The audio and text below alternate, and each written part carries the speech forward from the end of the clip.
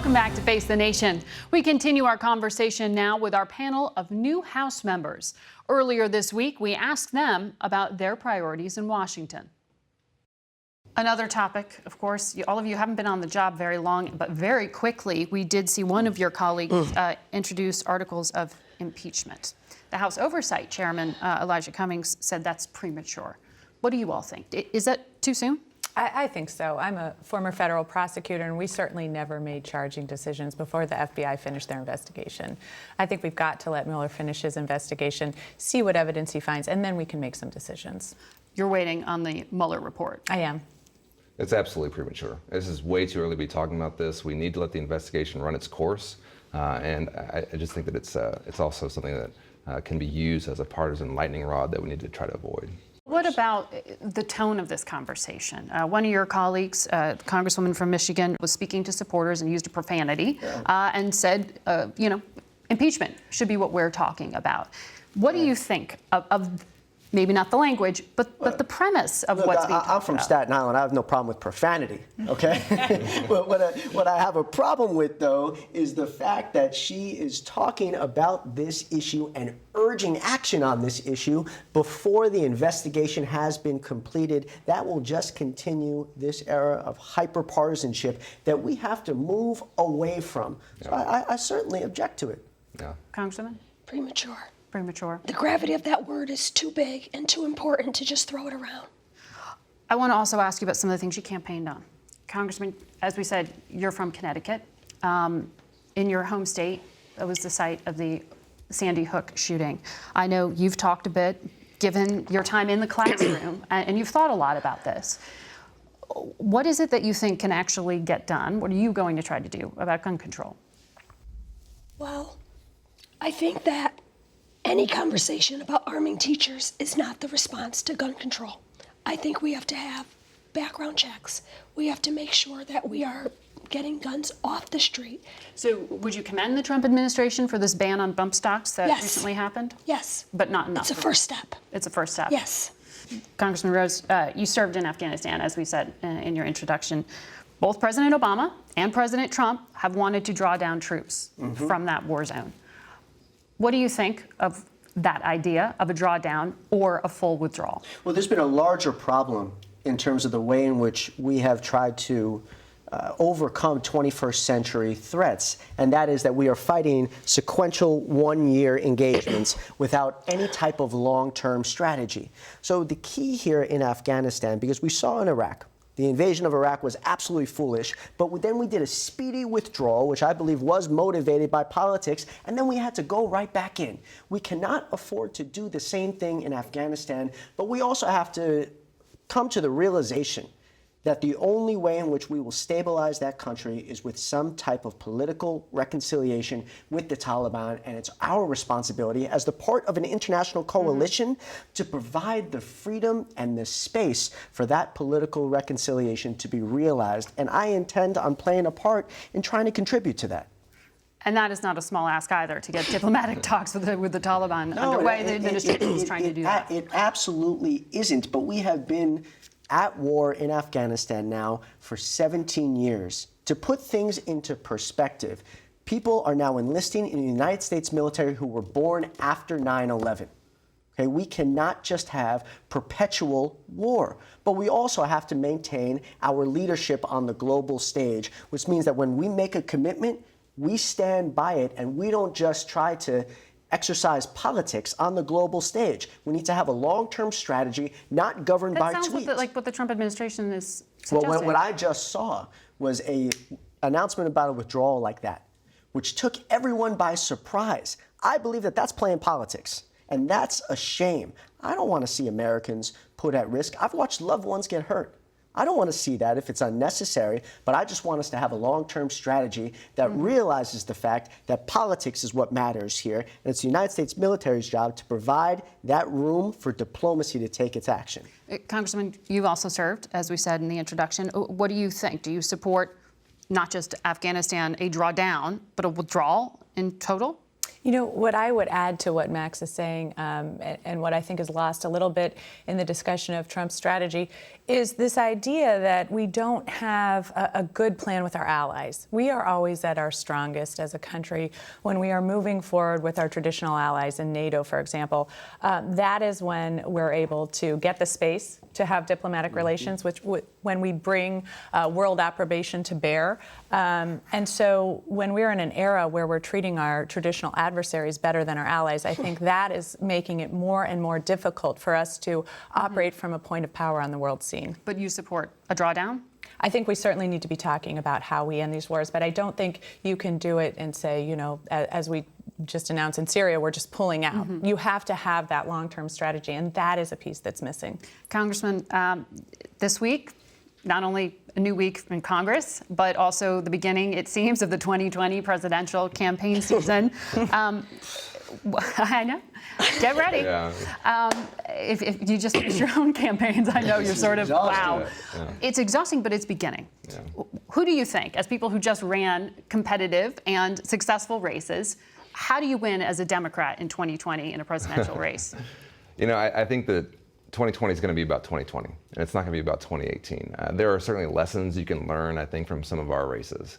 I think there's a hunger out there for people who are willing to speak honestly, who aren't, just so poll-tested and holding back on what they're really thinking. I think there's also a hunger out there for people who are trying to solve problems instead of just carrying a partisan banner. I think the country needs to heal. The divisions are growing, and I think that we need a uniter to be our nominee. Do you have anyone in mind from your home state? Well, I certainly like my former boss, Julian Castro, who is a friend of mine and a mentor of mine, and we have a lot of political talent in Texas. So. What about the rest of you? I'm supporting Mikie. But if I could just have one important thing, because it's obvious that election season's starting again, but what we can't do is campaign in the halls of Congress.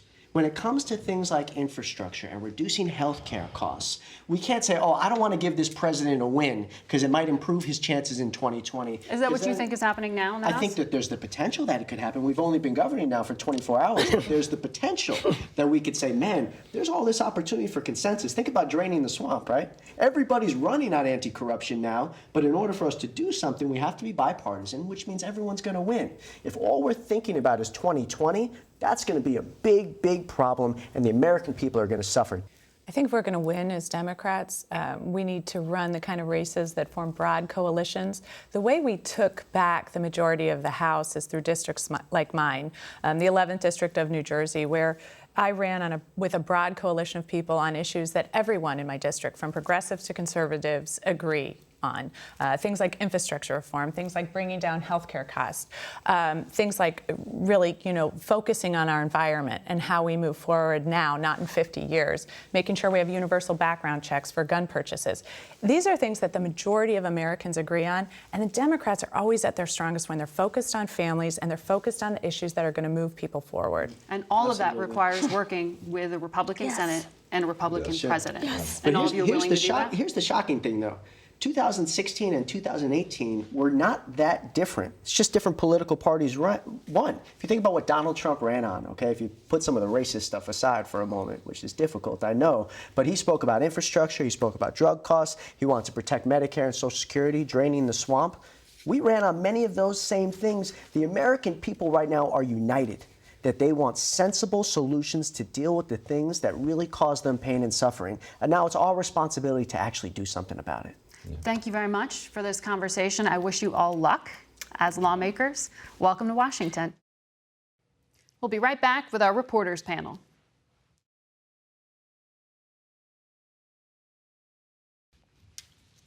We'd like to welcome our reporters panel now for some political analysis.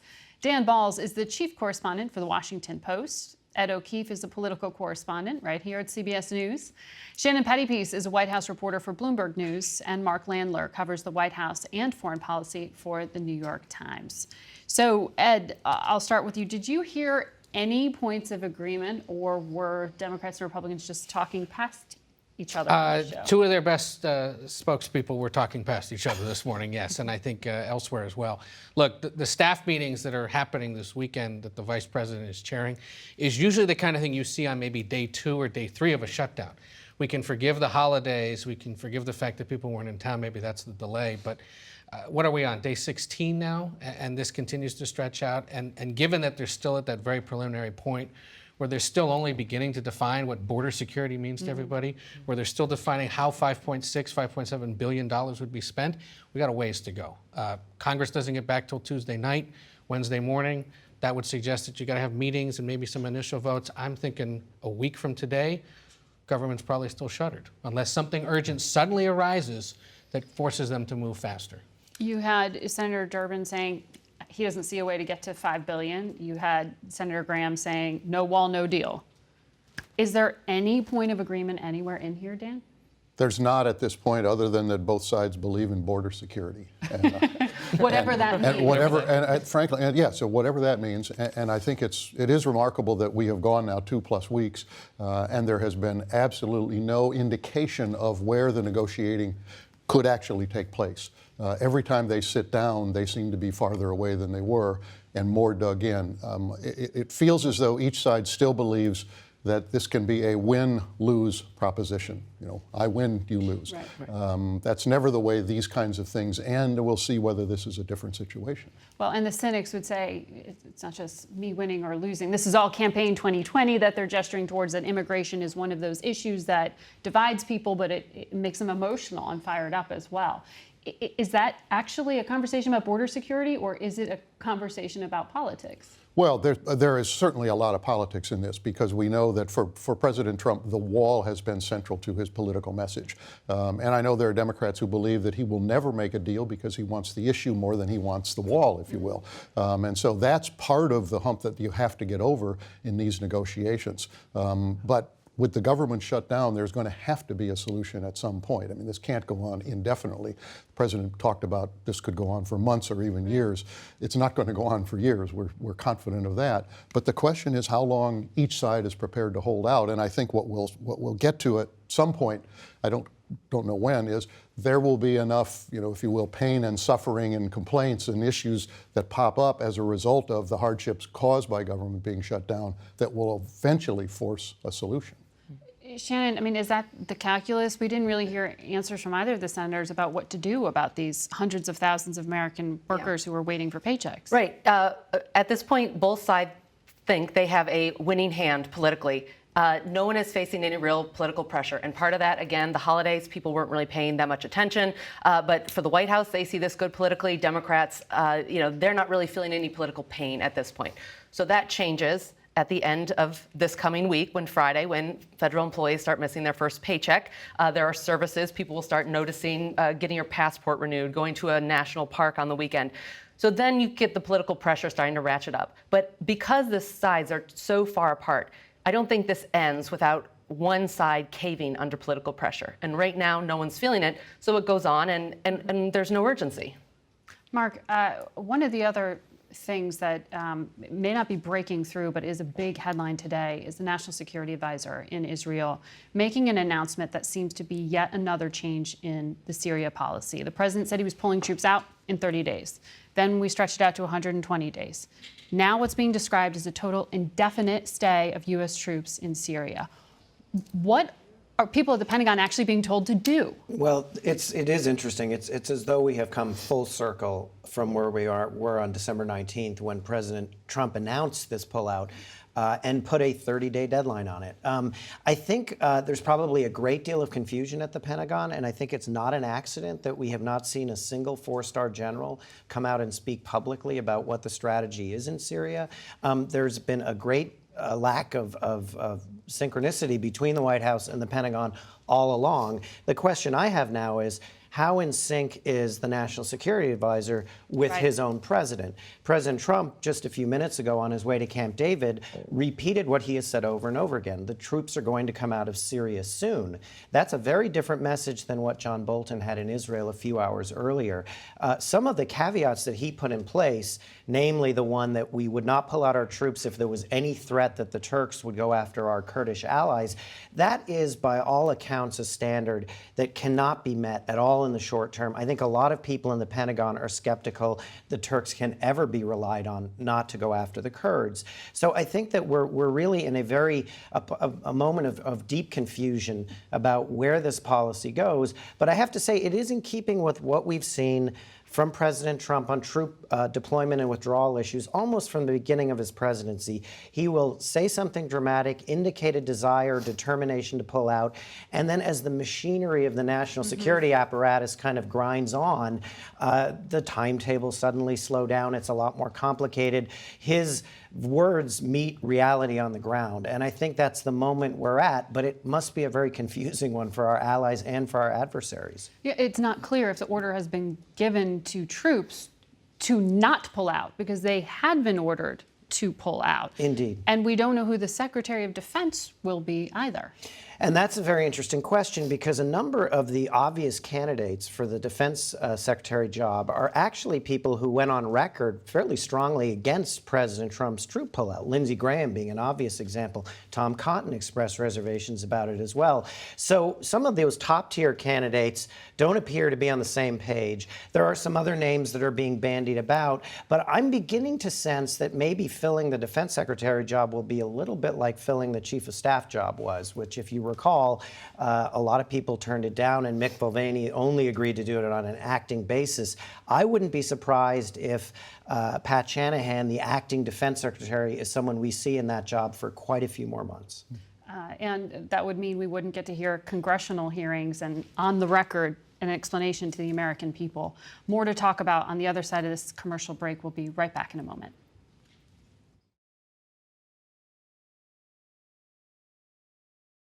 We're back now with more from our reporters panel. We saw this week campaign 2020 kick off, even though we just started 2019, Dan. And Elizabeth Warren, a senator, throwing her hat in the ring. How do you see Democrats defining themselves? That is such an interesting question, because I think we are going to go through a period in which there is great hunger among Democratic activists to figure out who the best person is to take on President Trump in 2020. And I think there is such a range of opinions on who that will be.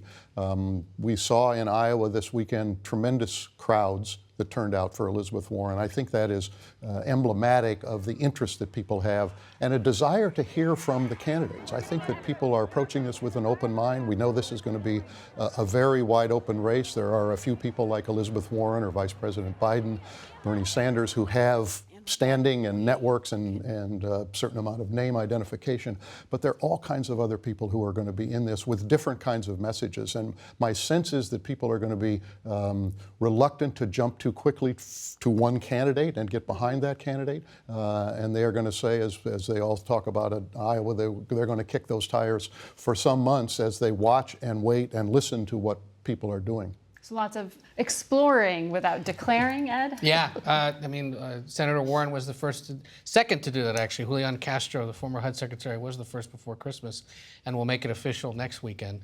But where's everybody else, you might ask? And they are still mulling it. I think we have at least 7 Democratic senators who are thinking about it, some big city and small city mayors.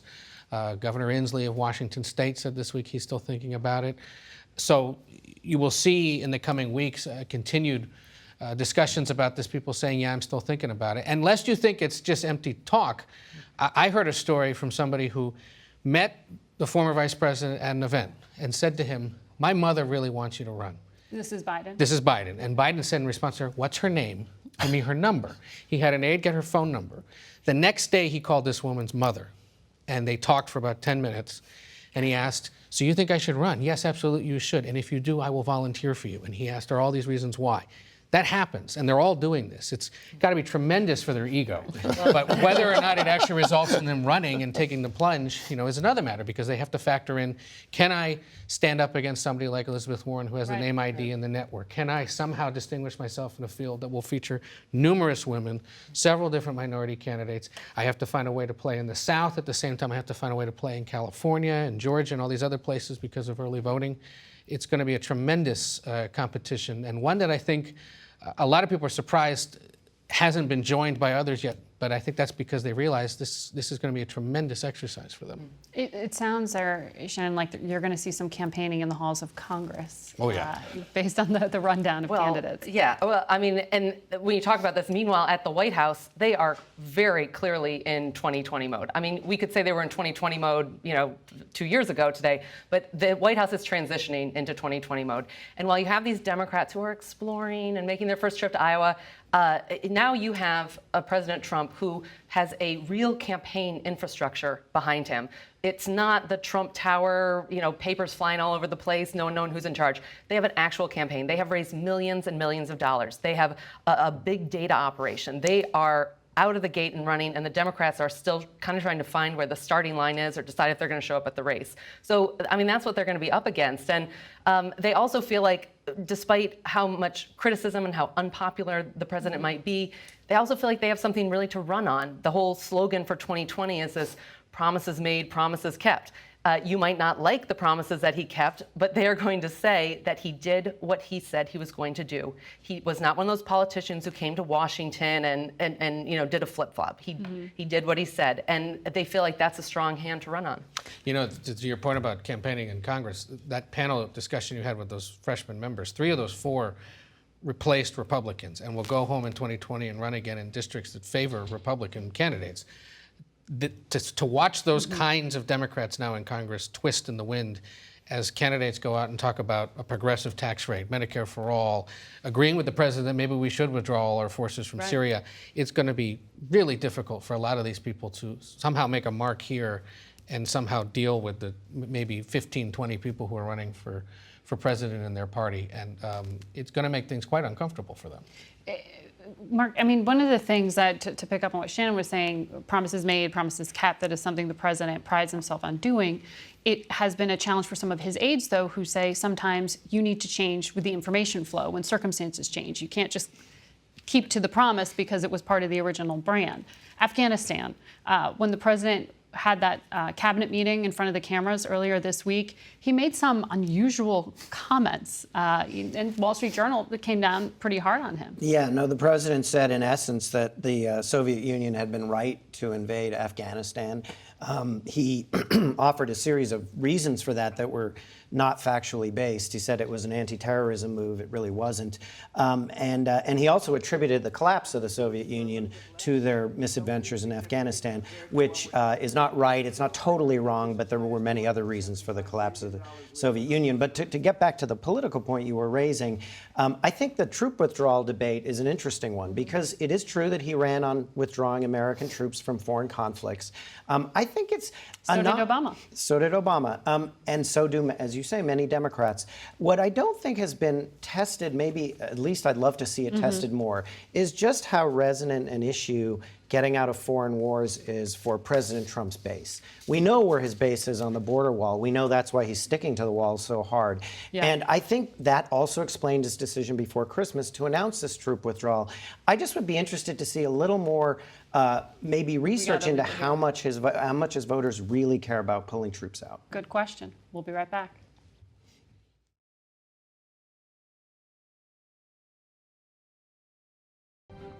That's it for us today. Thank you all for watching. Until next week, for Face the Nation, I'm Margaret Brennan.